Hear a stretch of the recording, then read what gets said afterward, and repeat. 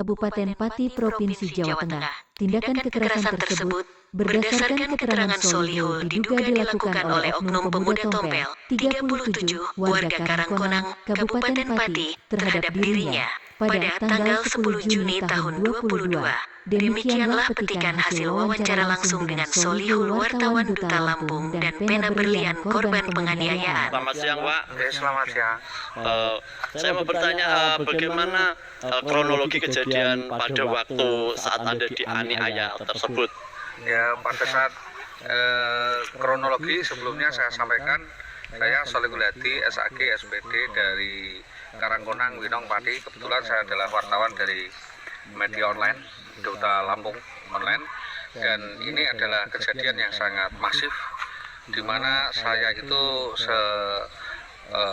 sepulang kerja ya dari rumah itu, saya keluar dari rumah itu saya melihat ada orang tiba-tiba naik di pohon randu di sebelah barat rumah saya. Itu serta-merta saya nggak tahu itu siapa identitasnya. Saya peringatkan, jadi saya memperingatkan jangan merusak pohon-pohonan gitu ya.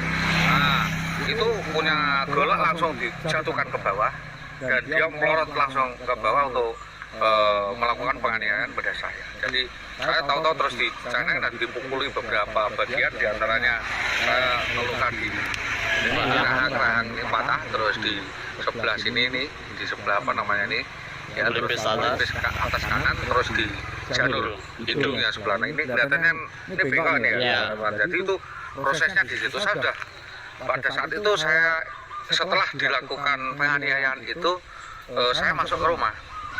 Dia kembali lagi mengambil golok untuk mengancam saya. Nah, itu. Terus di lokasi itu ada berapa orang, Pak? Atau Ada lokasi kira-kira 4 lah itu, ada 4 sampai 5 orang, tapi yang pasti 4 itu diantaranya satu Subarjo, terus ada saksi namanya Suriseh, terus Murningseh dan Sukiran ya, Sumberharjo dan Sukiran. Itu beberapa orang juga melihat bahwa itu kejadian penganiayaan pada saya, tetapi tidak bisa melerai, dan karena melihat kebiadaban dan keberingasan daripada pelaku itu tadi atas nama TP tadi ya. Berarti untuk pelakunya Anda tahu semuanya, Pak? Saya belum tahu waktu itu, sampai sekarang saya tidak tahu namanya saya. Namanya saya tidak tahu. Jadi kebetulan dia adalah orang dari Sorosadang, Mas, dari desa lain, dan di situ itu mungkin mocok ya, istilahnya bekerja untuk merampasi itu. Tetapi kan harusnya kan ada yang menjelaskan ini tadi diperintahkan siapa gitu loh. Kalau memang diperintahkan oleh seseorang, saya tahu kan saya tidak akan ngeloke gitu loh. Sering saya menjaga kebun daripada ketinggalan orang tua saya kan. Kalau dirusak orang kan saya meringatkan dan jangan terlalu, kalau ngambil pakai aturan dan sebagainya gitu. Terus apakah ada laporan ke pihak yang berwajib bahwa itu kejadian penganiayaan pada saya, tetapi tidak bisa melerai, dan karena melihat kebiadaban dan keberingasan daripada pelaku itu tadi atas nama TP tadi ya. Berarti untuk pelakunya Anda tahu semuanya, Pak? Saya belum tahu waktu itu, sampai sekarang saya tidak tahu namanya saya. Namanya saya tidak tahu.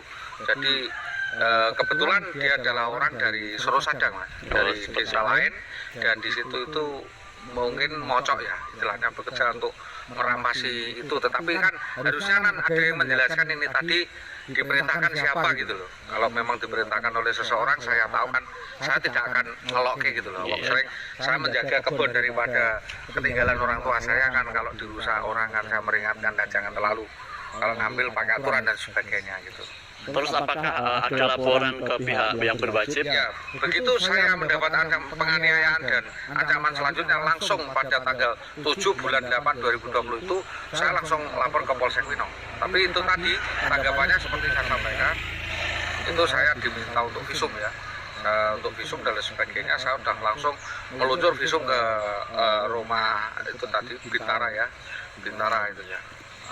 Rumah sakit Bintara itu tadi Winong, ditangani Dokter Arif ya, Dokter Arif, dan membuat statement yang sangat mendiskreditkan saya, mengatakan bahwa saya itu cuma berkhayal atau merasa dan sebagainya. Ini saya juga protes kepada Bintara Usada. Selanjutnya karena saya sudah yakin itu visumnya selesai, saya ke Dokter Basuki juga sorenya hari langsung ke Dokter Basuki. Dan hari berikutnya karena saya untuk meyakinkan banyak, saya ke puskesmas ya, Puskesmas 1 2, Iya. dan berikutnya pada minggu berikutnya oleh Bapak Kanit saya disuruh lagi untuk ke puskesmas Winong 1. Itu langkah-langkah saya sampaikan.